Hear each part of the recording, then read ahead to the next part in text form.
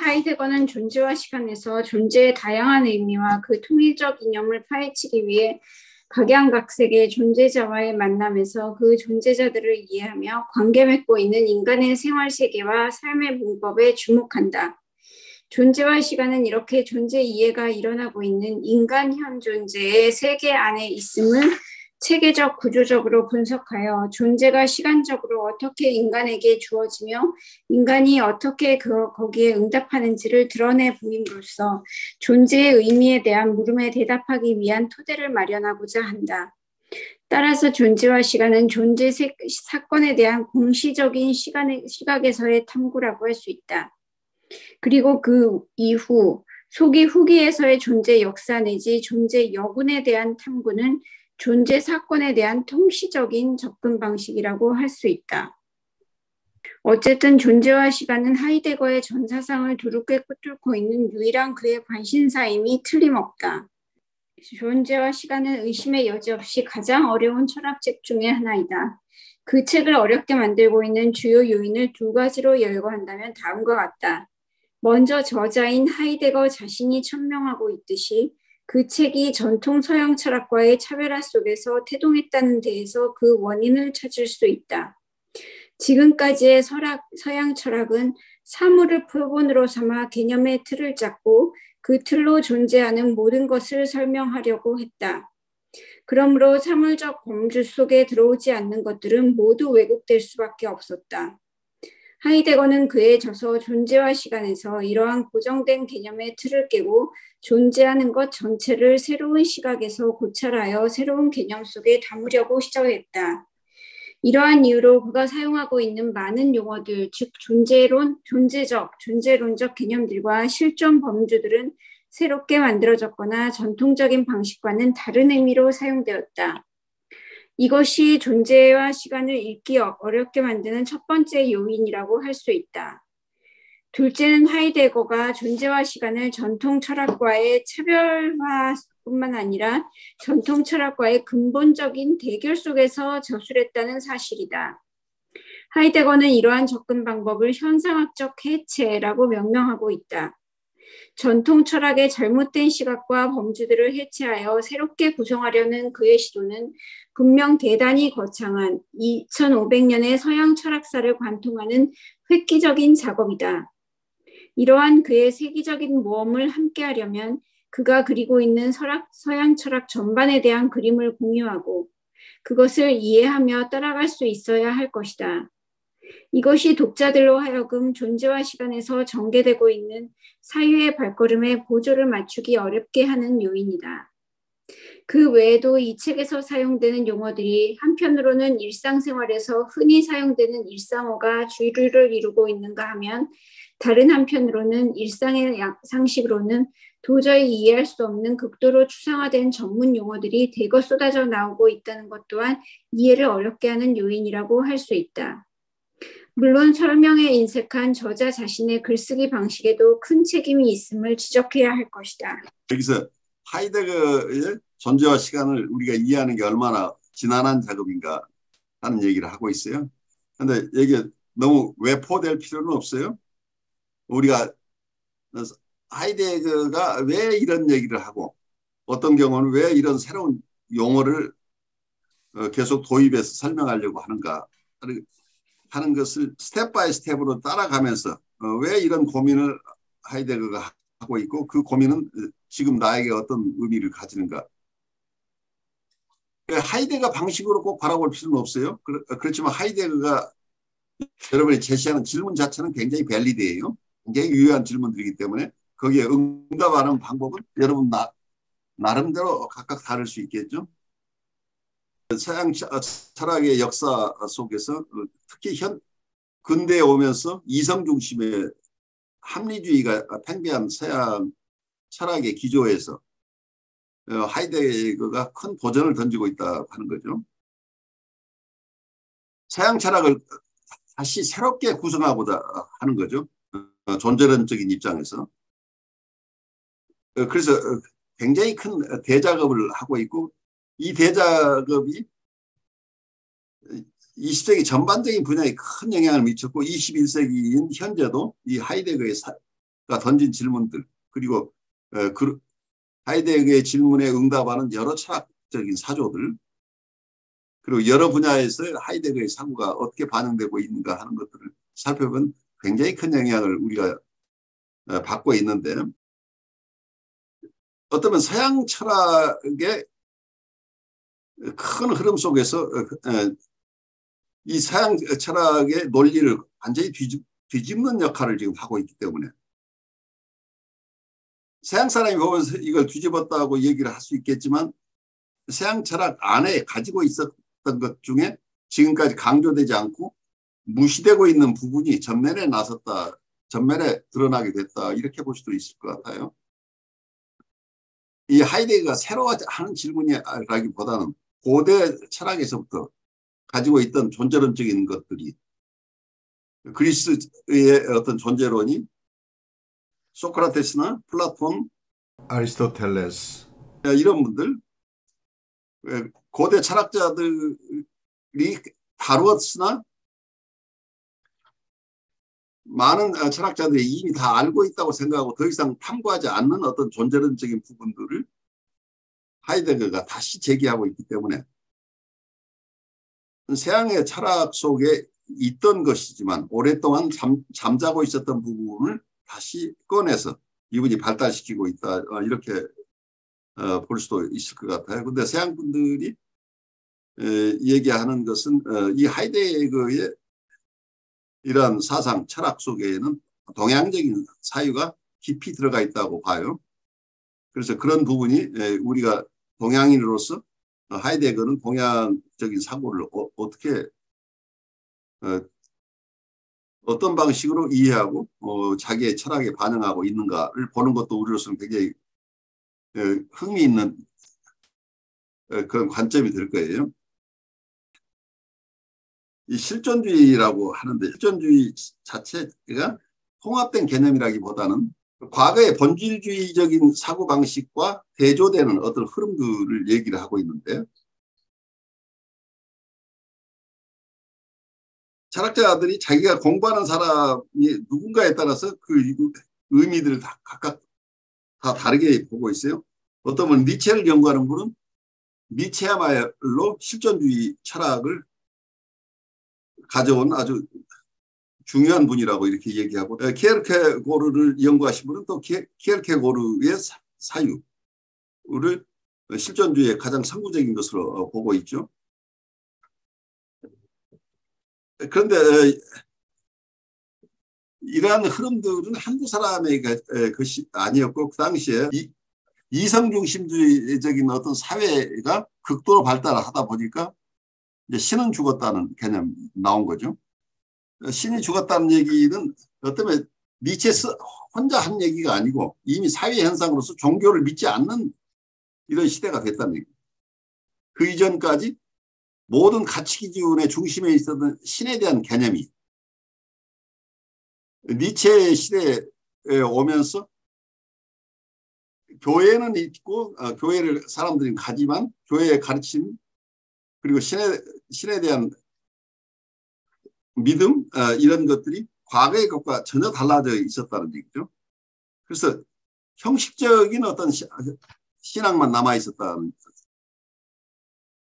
그런 속에서 어떤 그 당시에 서구 사회가 봉착했던 어떤 가치 기준의 혼란이라고 할까요? 그러니까 신을 믿지 않는다는 얘기는 한편에서는 모든 가치 기준이 붕괴된다는 얘기가 똑같아요. 신이 존재하는 이런 세계 속에서 모든 사유가 일어났다고 한다면 더 이상 신을 믿지 않는다고 한다면 각자가 자기 나름대로 어떤 주관주의 속에 빠져버리죠. 각자가 가진 의견은 어느 것이 맞고 어느 것이 틀리다고 재단할 수 있는 근거가 없어졌다는 얘기예요. 그러니까 가치 기준이 완전히 몰락해버렸다는 얘기예요. 여기서 니체가 신의 죽음이라고 하는 것은 결국은 서구 사회의 가치 기준의 붕괴. 그럼 서구 사회의 종교가 붕괴되면서 철학도 붕괴되고 그렇다면 과학이라고 하는 것 자체도 설 수 없는 거죠. 그러니까 모든 문화 현상이 붕괴되는 상황 속에서 니체는 짜라투스트라라는 초인을 등장시키죠. 결국 이 짜라투스트라는 자기를 상징하는 거죠. 니체 스스로가 어쩌면 서구 사회에서 예수님이 감당했던 역할을 니체가 그 엔티크라이스트라는 이런 개념으로 크라이스트와는 다른 엔티크라이스트로서 이 문화적인 붕괴를 막아내는 그런 역할을 자처하고 나섰다고 이렇게 이해하는 분도 많아요. 그래서 본인 스스로가 초인 역할을 해서 다른 사람들은 전혀 이해하지 못하고 있는 사회 문화적인 어떤 가치 기준의 붕괴 현상 속에서 그래도 우리가 지금까지 믿던 어떤 가치 기준이 붕괴됐다고 한다면 새로운 가치 기준을 만들어야 이 사회가 유지되지 않겠느냐. 그러면 새로운 가치 기준을 어떻게 만들 것이냐 하는 점에서 각자의 실존적인 어프로치, 어쩌면 이 세상에 대한 실존적인 접근이 필요하다. 기존의 가치 기준을 떠나서 각자가 자기 스스로의 세계를 빌드업해 나가야 된다는 이런 의미로 이렇게 이해하는 분들도 많이 있어요. 그런데 니체는 무신론적인 입장에서 접근을 했고 키르케고르는 유신론적인 입장에서 접근했는데 두 사람은 어떤 면에서 서구의 핫하는 영웅주의 비슷한 거죠. 히어로이즘이 속에 숨겨져 있는 거죠. 예수님이 와서 세계를 변화시켰듯이 여기서 니체는 니체 나름대로 자기의 방식으로 세계를 변화시키고 싶었던 사람이 키르케고르는 자기가 이해하는 신의 개념을 중심으로 이 세계의 붕괴를 막고자 했다고 이렇게 이야기할 수도 있겠죠. 그러니까 이런 흐름들에서 많은 분들의 연구들이 진전이 됐는데 제가 전번에 설명드린 프란츠 브렌타노라는 분로부터 에드먼드 후설이 영향을 받고 에드먼드 후설을 스승으로 해서 하이데거가 나왔어요. 그래서 여기 하이데거 얘기는 하이데거 혼자의 얘기가 아니라 브렌타노로부터 이어받은 사조가 후설을 통해서 다시 하이데거에 전달되어 있는데 현상학적인 어프로치를 실존주의하고 접목시키면서 하이데거의 철학이 형성이 됐다고 보이고 또 하나의 흐름은 브렌타노가 가지고 있던 철학적인 그리고 심리적인 여러 이론들 그분이 이해했던 세계관 그분이 이해했던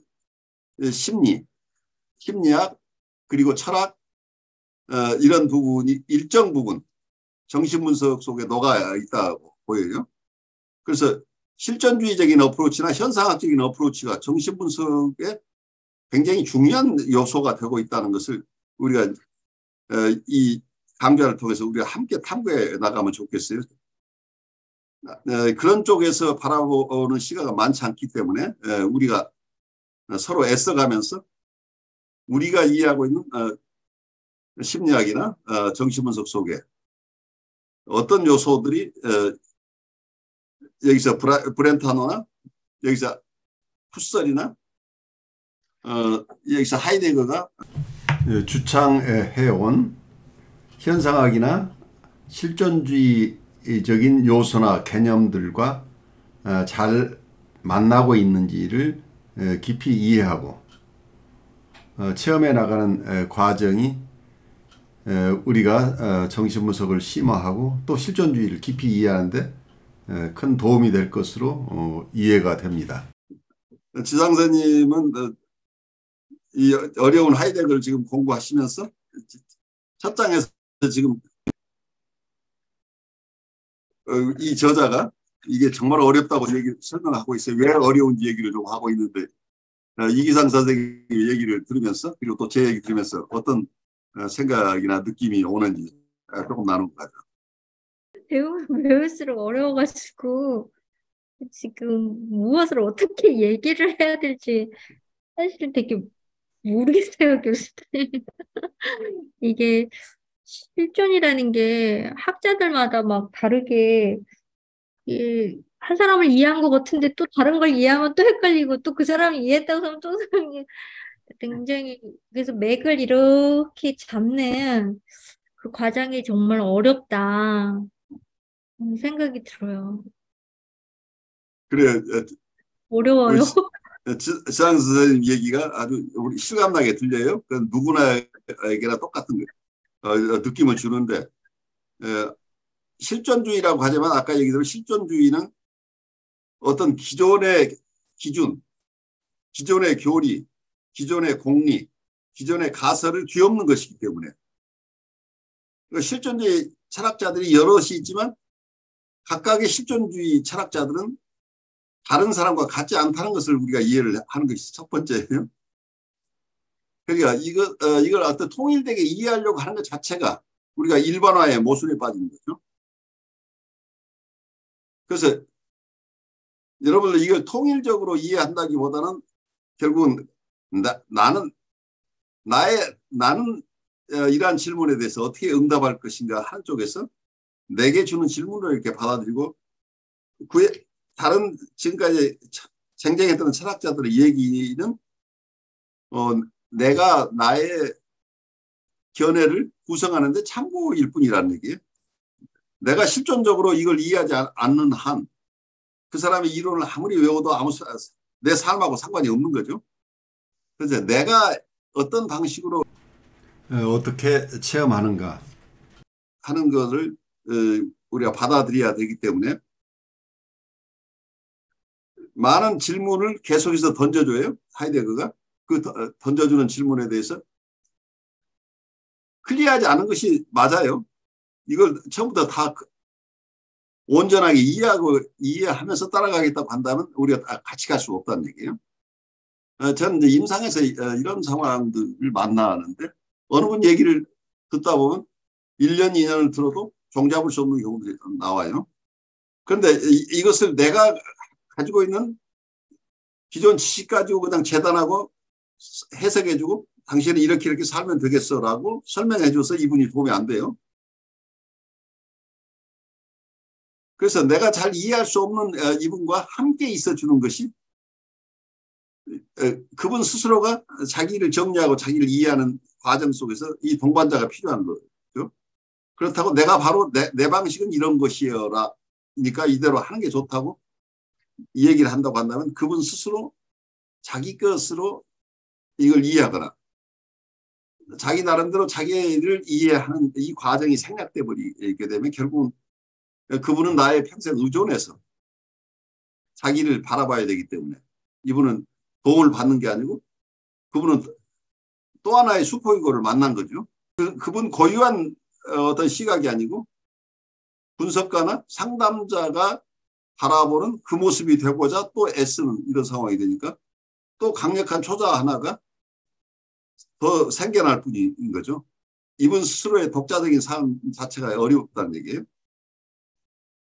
그래서 많은 질문들이 있는데 이 질문에 대한 호기심을 우리가 함께 소유하는 게 제일 중요하다고 봐요.